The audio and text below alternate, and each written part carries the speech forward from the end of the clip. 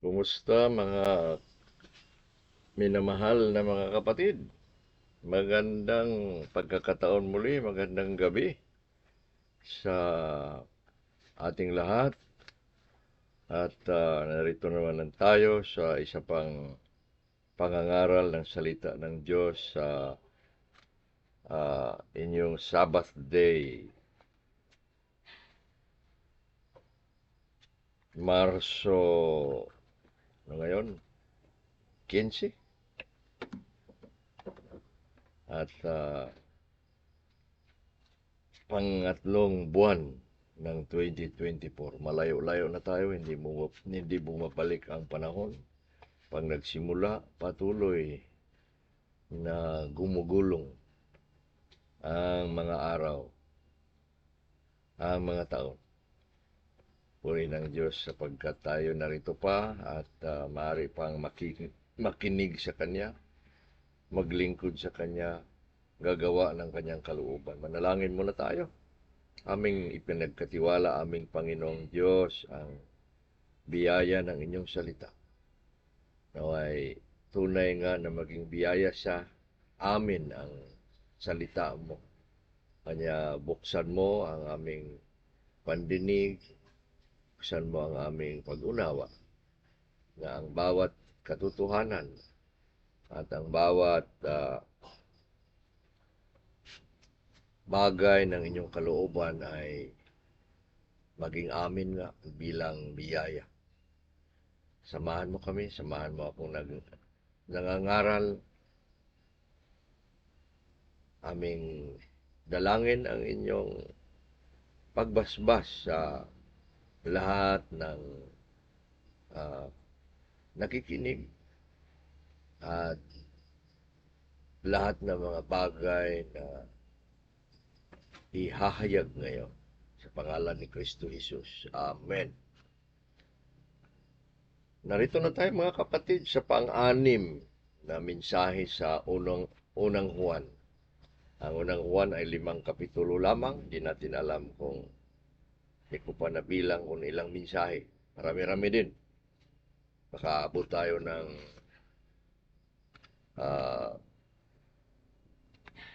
40, hindi natin alam, o 30 na mensahe. Naway sumusubaybay kayo na maayos at pag-aralan natin balik. No? Huwag nating palampasin na dadaan lang ang mga aral. Bigyan natin ng halaga. Dito tayo sa unang Juan Kapitulo 2, versikulo 12 hanggang 14. 3 versikulo tayo mga kapatid. At pag-aralan natin ang mensahe tungkol sa mga uri ng katayuang pangkristyano. Mga katayuan. Uri ng katayuang kristyano. Ito ang salaysay ni Apostol Juan sa 12 hanggang 14. Ang mga sinusulatan niya. Ito ang sinabi.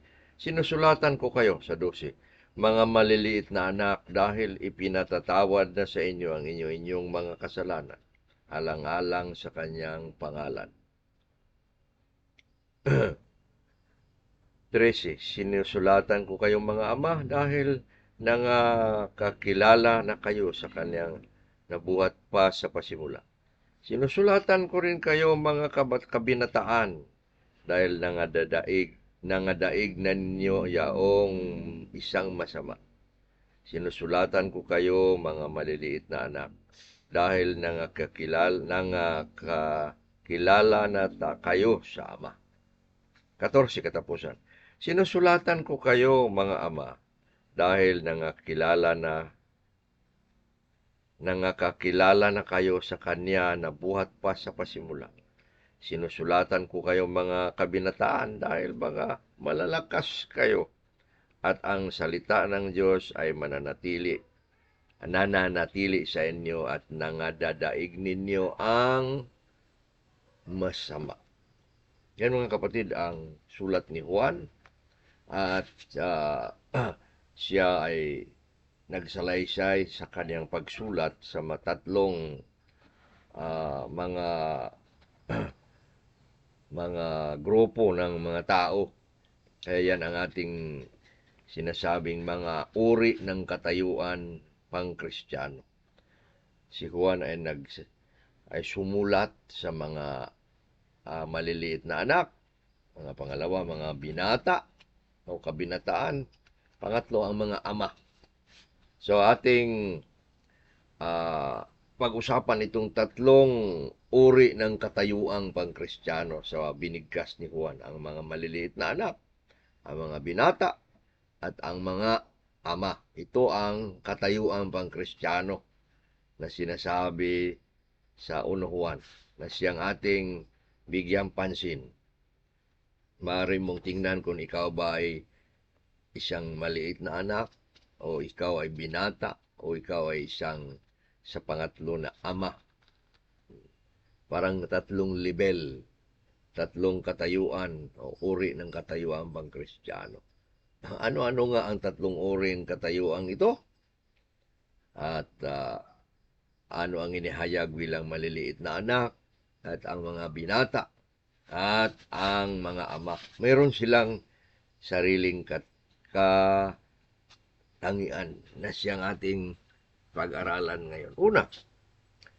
Unang katayuan ay ang sabi ni Juan, ang mga maliliit na anak, little children ang tawag niya sa English. No? Sinusulatan ko kayo mga maliliit na anak dahil ipinatatawad na sa inyo ang inyong mga kasalanan alang-alang sa kanyang pangalan. Ang mga maliliit na anak, yan ang unang katayuan na binigkas ni Juan, sinalaysay ni Juan. Ang mga bata, maliliit na anak, children. Tinatawag niya ang unang mga pangkat na mga taong sumampalataya na bagong sumampalataya, no? Mga maliliit na anak. Sa pamilya ng Diyos, mayroong maliliit na mga anak. Sa ating mga bahay, mayroong mga bagong anak, mga apo, o bagong nag-aasawa, may maliliit na anak. Ano ang mga katangian sinabi ni Juan sa mga maliliit na anak? Sa 12, sabi ni Juan, sinusulatan ko kayo mga maliliit na anak dahil ipinatatawad sa inyo ang inyong mga kasalanan alang-alang sa kanyang pangalan. Ang unang binanggit ay ang kapatawaran. Ang mga maliliit na anak, ang katangian nila una, nakakaranas ng kapatawaran dahil sa Ibanghilyo. Pinatawad dahil sa kanyang pangalan. Kaagad ang sinulat ni Juan sa mga maliliit na mga anak ang paglinis ng Diyos sa kanilang kasalanan. Binago sila. No? Napatawad ang kanilang mga kasalanan. Yan dapat ang una nating maisip. Pag tayo ay unang sumampalataya, ako'y pinatawad. Si Jesus noong nangaral sa maraming tao, kinalaban siya sa mga tao dahil siya ay laging nagsabi, pinatawad na ang inyong kasalanan. Yun, ang mga anak na maliliit, no, mga bagong sumampalataya, ibig sabihin, nakaranas ng unang kapatawaran dahil sa Ibanghilyo. Nung sumampalataya sila, sinunod nila ang pagsampalataya at dumating ang sinasabing pagsisisi, ang biyaya ng pagsisisi. Kailangang ang kininila, kanilang pagkakasala at kanilang isalaysay, no? Sa harapan ng Diyos ang kanilang mga pagkakasala at maranasan natin ang kapatawaran ng Diyos. Yan ang mga anak na maliliit, mga pinatawad. Katayuan bilang bagong linalang. Yung mga pinatawad, nakaranas ng conversion, bagong linalang. Ayon sa pangalawang Korintos 5:17, ang mga bagong Kristiyano ay mga bagong linalang sa kanilang karanasan ng kapatawaran, paglilinis ng Diyos sa kanilang buhay. Pangalawa, Sila ay nakakilala sa Ama. Yan ang pangalawang sabi ni Juan sa mga maliliit na anak. Sa 14 tayo kasi inulit naman niya sinabi. Sinimulatan ko kayo, di pala sa 13, mga maliliit na anak sa dulo ng 13 dahil nangakilala na kayo. Nangakakilala na kayo sa Ama. You have known the Father. Ano ba ang ibig sabihin ni Jesus? Na ang mga bagong linalang, nung sila'y pinatawad, sila'y mga makaranas ng paglilinis ng kasalanan at pagbabago, nakilala nila ang Ama na bumago sa kanila. Ano ba ang pagiging Kristiyano? Kumilala tayo sa Diyos na ating Ama, tayo mga anak. Kaya dapat pansinin natin ng maayos yan nung tayo sumampalataya sa Panginoon na tayo kumilala sa Ama at tayo tatawag sa Kanya na Ama. Makapangyarihan, nakilala nila ang Ama na makapangyarihan sa lahat. Ama na laging tinatawag sa lahat ng panahon. Tinan niyo. Ang Ama na makapangyarihan ay tinatawag. Si Jesus nagsabi, na kapag kayo manalangin, sabihin ninyong Ama, Ama namin. Sa Santiago 1:17, sinasabi na ang Ama na ating tinatawag sa lahat ng panahon ay nagkakaloob, pinagmulan ng lahat ng mga bagay. Anumang mga bagay na natatanggap natin, spiritual man na mga bagay sa kanyang kapatawaran, pagbabago, pagpapatawad, paggabay sa atin, pagpapalakas, nagmumula sa Ama. Mga bagay na kaloob sa Diyos, aling sabi niya Santiago 1:17, nagmumula sa itaas ang ating Ama. Ganon. Pangalawang katangian ng mga maliit na anak. Pangatlo, kailangan nilang nasahin ang dalisay na gatas ng salita. Ito'y nagmula sa 1 Pedro, hindi na sa Juan, 1 Pedro 2:2. Ang mga maliliit na anak ay kailangan magnanasa ng dalisay na gatas ng salita. Ibig sabihin, kung bagong Kristiyano, kailangang malalaman tunay kang Kristiyano sa pangangailangan mo ng salita. Yung kagaya ng sanggol na umiiyak na siya'y nagnanasa ng kanyang pagkain, ang gatas spiritual. Tayo'y magnanasa nito. Ngayon, kung hindi na tayo bata, tayo ba'y nagnanasa pa sa salita ng Diyos? Hindi na gatas, kundi matigas na pagkain. Gano'n na. Lalo na yung nagnanasa. Kung kumakain nga ang bata, mas lalo naman kumakain ang matatanda ng matitigas ng pagkain ng salita. Pangapat, patuloy na pamumuhay ayon sa makalaman. Ito, may isang katangian ng mga bata na maliliit. Yung mga naiiwang maliit, ibig sabihin hindi sila tunay na maliliit. Sila'y naiwanan, sila'y mga hindi tapat. Patuloy silang namumuhay ayon sa makalaman.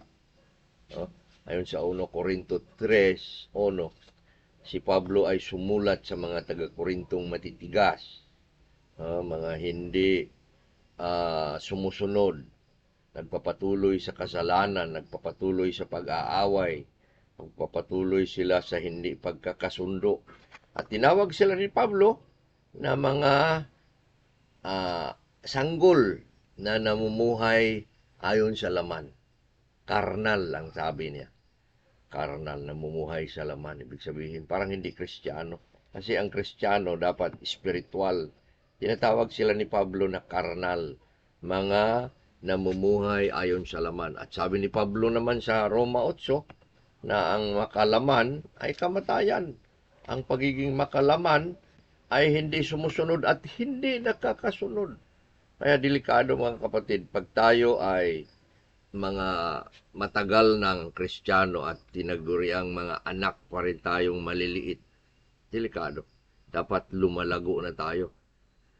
Sila'y naiwan sa mga unang simulain na mga pangungusap ng Diyos dahil sa uh, mapurol na pakikinig. Tingnan mo, mapurol daw ang pakikinig nila ayon sa Hebreo Kapitulo 5, talatang 11 hanggang 14.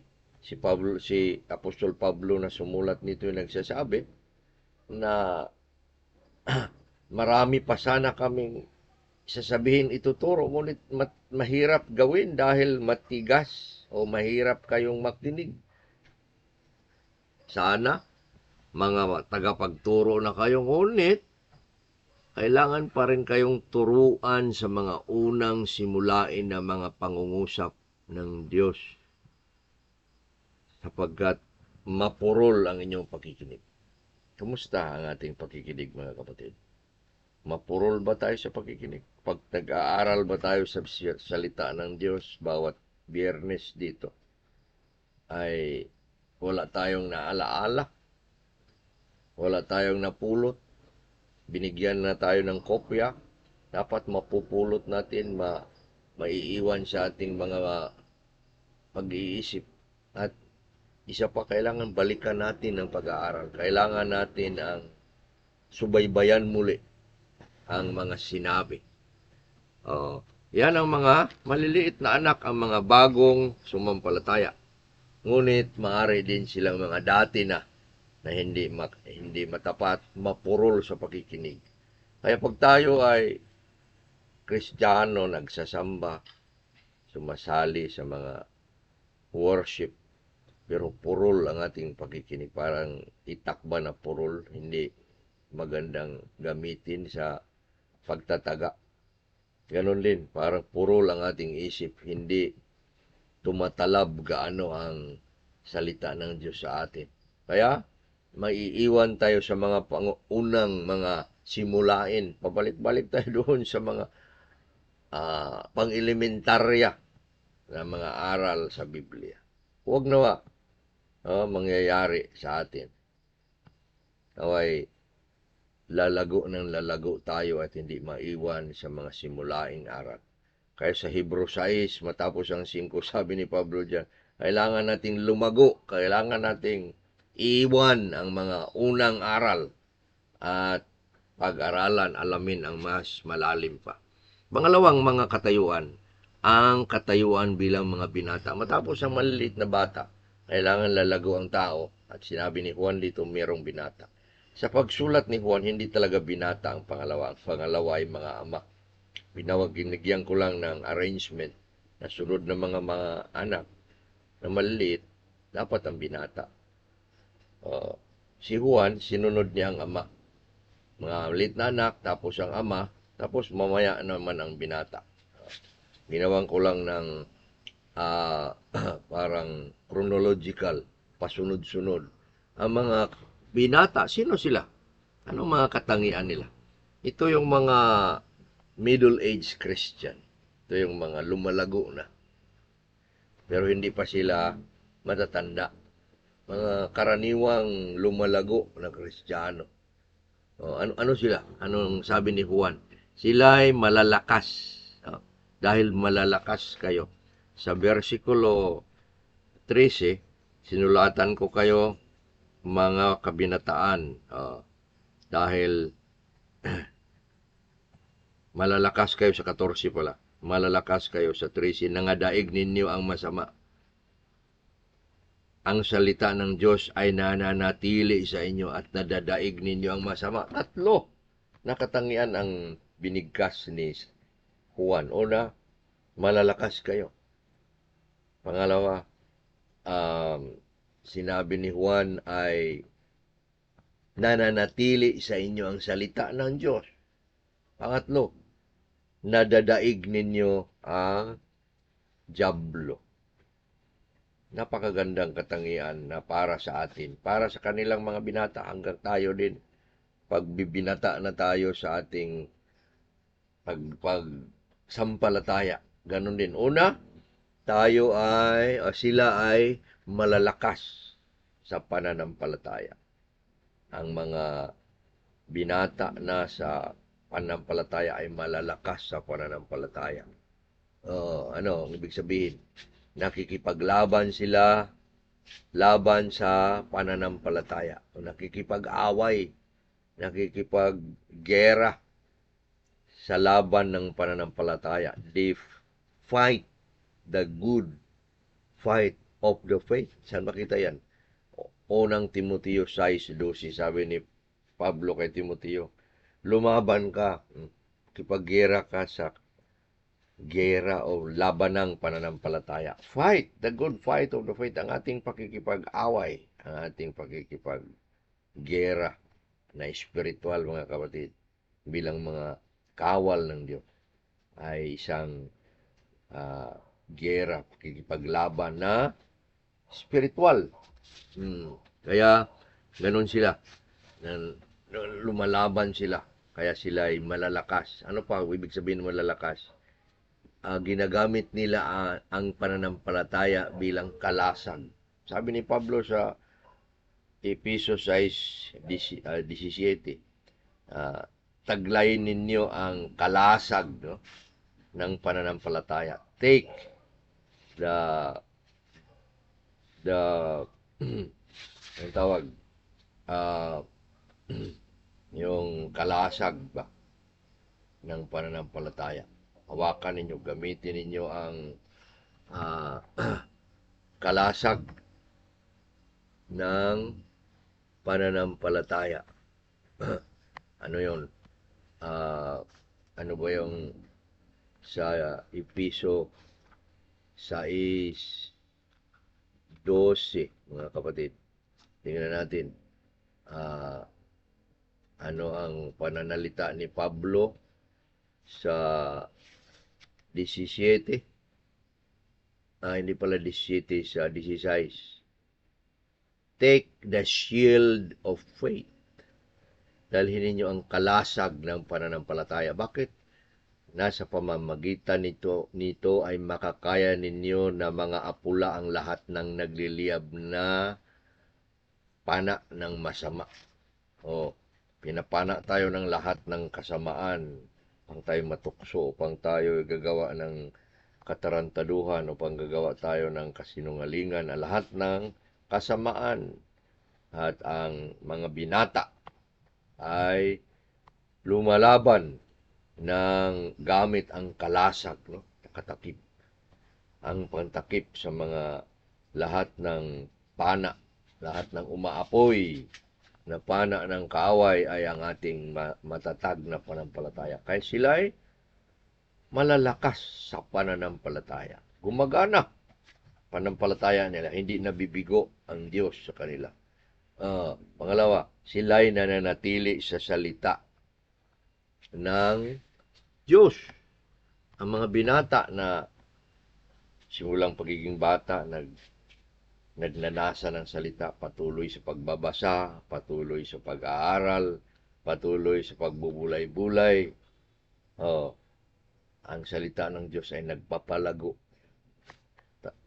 There is growth when the Word of God is given to serious commitment of reading and study and meditation and application of the Word. The result will be people who are called young men, who are strong in the faith. Sila'y karapat-dapat sa paghingi at pagtanggap mula sa Diyos. Sabi ng, ibig sabihin yan, una pala, sila'y mga tunay na alagad.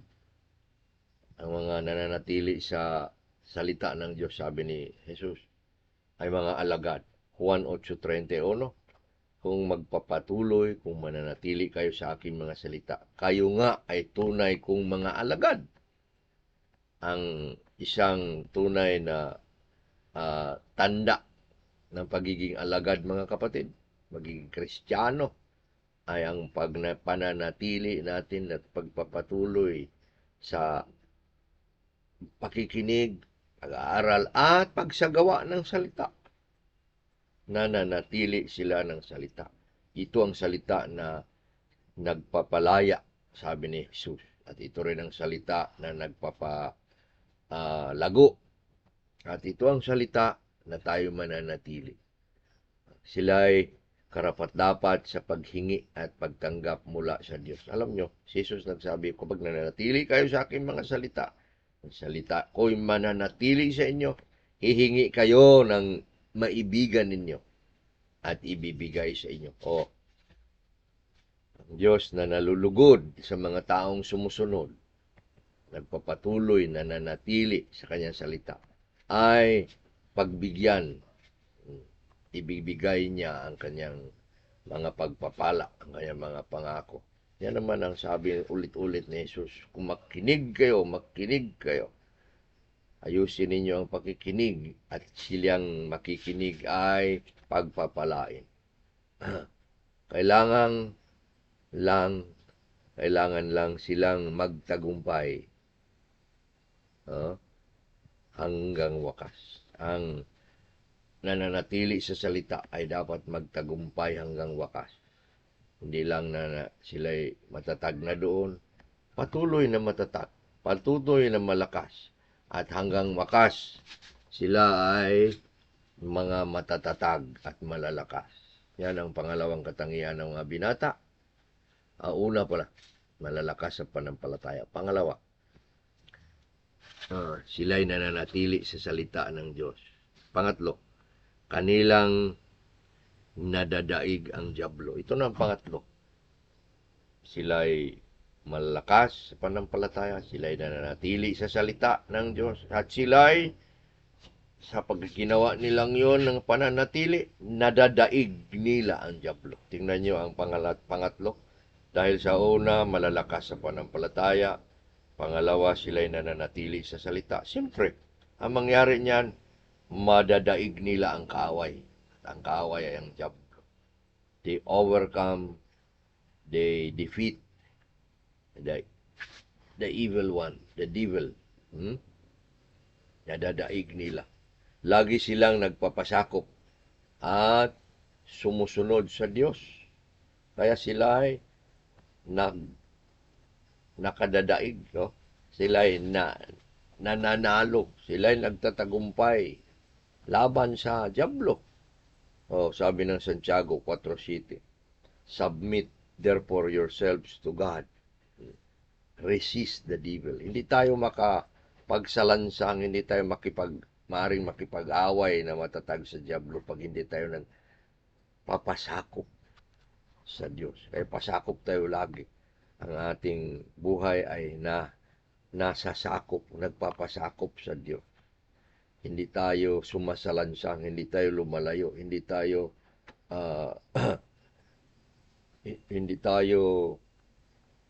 lumalaban sa salita, kundi papasakop tayo. Kaya nadaig natin ang Panginoon. We submit to God. Sa 1 Juan 5:4,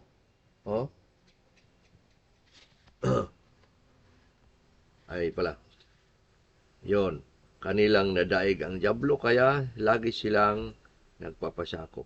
Taglay nila ang kapangyarihan ng Diyos sa pamamagitan ng banal na Espiritu. Tingnan nyo. Ang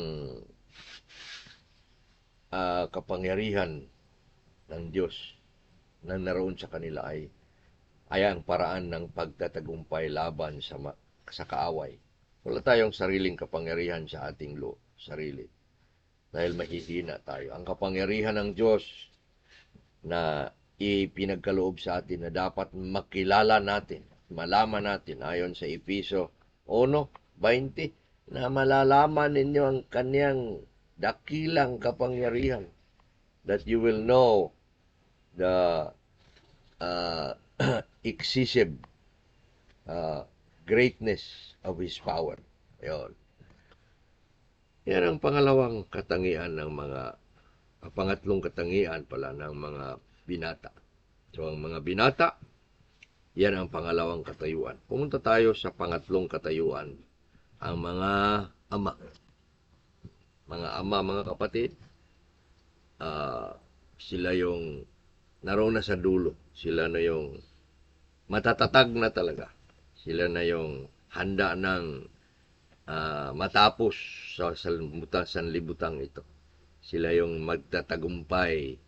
Nagtatagumpay na. Sila yung mga apostol. Sila yung mga tunay na mga alagad ng Diyos. Ano ang mga katangian nila ayon kay Juan? Una, isa lang ang sinabi ni Juan. Kilala nila ang siya na naroon sa simula. Sino pala yon? Sino ang kilala nilang naroon na sa simula? Jesus Christ is the one that was in the beginning. So, ang mga matatanda sa iglesia, yung mga ama, sila yung tunay na nakahawak sa tagapagligtas at Panginoon.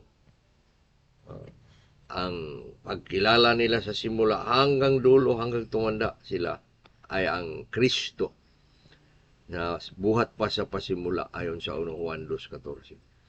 Sinusulatan ko kayong mga ama sapagkat nakilala ninyo ang siya na naroon pa sa simula.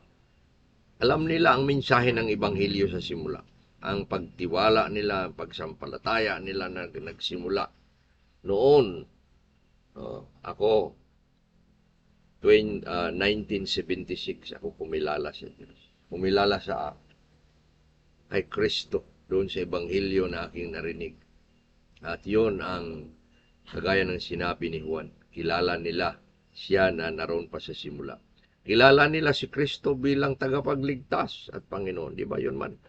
Pag tayo'y tumatanda na, tatak sa ating pag-iisip ang isang bagay na bumabalik-balik sa atin na ako ay pag-aari ni Kristo. Ako ay Kristiyano. Kilala ko si Jesus, tagapagligtas ko. Kilala ko si Kristo, aking Panginoon. No? Kilala nila si Kristo, hindi lang tagapagligtas, ngunit Panginoon. Sabi ng Juan 13:13, inangkin ni Jesus, tinatawag ninyo akong guro at Panginoon sapagkat ako nga. Sa Juan 1:29, sinabi ni si Juan Bautista, tingnan ninyo, pansinin ninyo ang tupa ng Diyos na siyang naglilinis sa ating mga kasalanan. O yun, kilala nila si Kristo. Kaya si Juan Bautista, na itinuro niya si Jesus sa kanila, ang hinihintay ni Juan Bautista, ang kanyang mga alagad, dinala niya sila kay Jesus. Ang mga taong tumatanda sa panampalataya ay babalik sa kanilang karanasan sa kanilang nakilala sa simula na si Kristo. Hindi dapat maglaho ang ating pagkilala sa ating Kristo, ang ating Panginoon at tagapagligtas. Sila ang mga ama ng pananampalataya, ng mga sumampalataya. Pag ikaw ay isang tumagal na sa pagiging Kristiyano at lumalago, ikaw ay ama ng mga sumampalataya. Si Pablo ay isang ama. Sa Kolosas, ang ama ng panampalataya nila ay si Epapras. Si Epapras, bago dumating si Pablo, ay nagturo si Epapras sa panampalataya. At siya ay inaalaala ni Pablo at mga taga-Kolosas. Si Pablo ay ama ni Timoteo sa panampalataya ayon sa unang Timoteo 1. At sa pangalawang Timoteo 2:1, anak ko, sabi niya, magpakatibay ka. Ang mga bagay na itinuro ni Pablo at ng mga ama ay kailangang mananatili at magpapatatag sa atin. Sila ang mga unang sumampalataya. Sinasawag silang mga old disciples. Sa Gawa 21:16, si Pablo at kasama ay nag-overnight sila. Tumuloy sila sa isang Minason. Ang pangalan si Minason. At siya ay isang matanda na mananampalataya. Hindi matatanda talaga, kundi maaaring matanda sa edad. Ngunit sila'y ama, mga matatanda. Sila rin ang mga pangulo ng iglesia. Mga ama ay mga pangulo ng iglesia. Si Pablo, ang mga apostoles, ang mga nagsimula sa pananampalataya. Kaya sa history, meron tayong apostolic fathers, sila yung mga disipulo ng mga disciples, apostolic fathers. Tapos meron tayong church fathers, mga anak na mga apostolic fathers, yun ang mga church fathers. Sila ang mga ama. Sa Biblia, binanggit ng bagong tipan ang mga ama noong dating tipan. Kaya mga ama na sila Abraham, sila Jacob, sila Isaac. Binanggit rin ng Genesis Kapitulo 10, no? ang mga ama ng paulit-ulit na mga nagpadami ng mga tao mula kay Adan hanggang sa ating panahon. Yun ang maraming mga ama. Sa Mateo Kapitulo 1, binanggit ang mga ama. Ito, sa pananampalataya, sila ang mga nangunguna, ang mga nagtatagumpay, ang mga matatatag. Meron bang ama sa inyo dyan na maaaring sabihin natin matatag at patibay, gumagabay sa atin? Naway, hindi tayo mananatili sa pagiging maliliit na anak.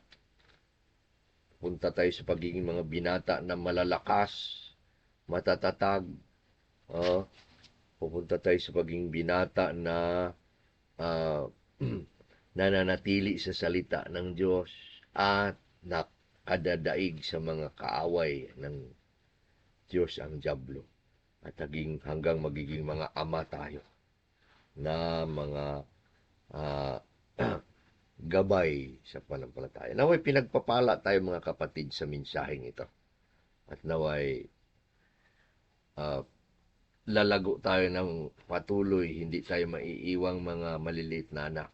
Papunta tayo sa pagiging mga binata na malalakas, na nanatili sa salita at dinadaig ang kaaway.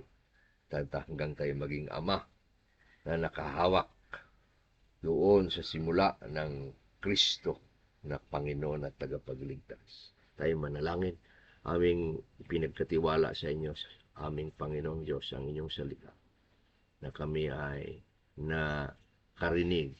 Turuan nyo kami patuloy sa katotohanan ito sa mga katayuan, na hindi kami maiiwan sa pagiging mga maliit na anak, at huwag nawa kaming mga mapurol sa pagkikinig.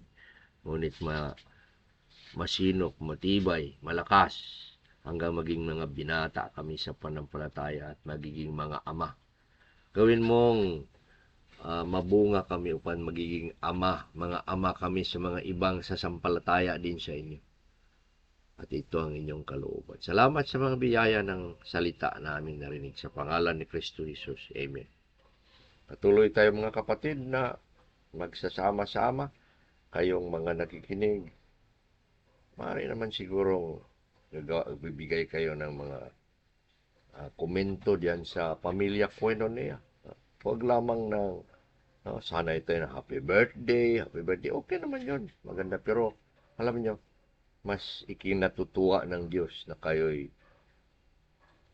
magkomento sa mga mensahe, magpapasalamat sa itinuro sa inyo. Di ba? Punuin natin yung Pamilya Koinonia.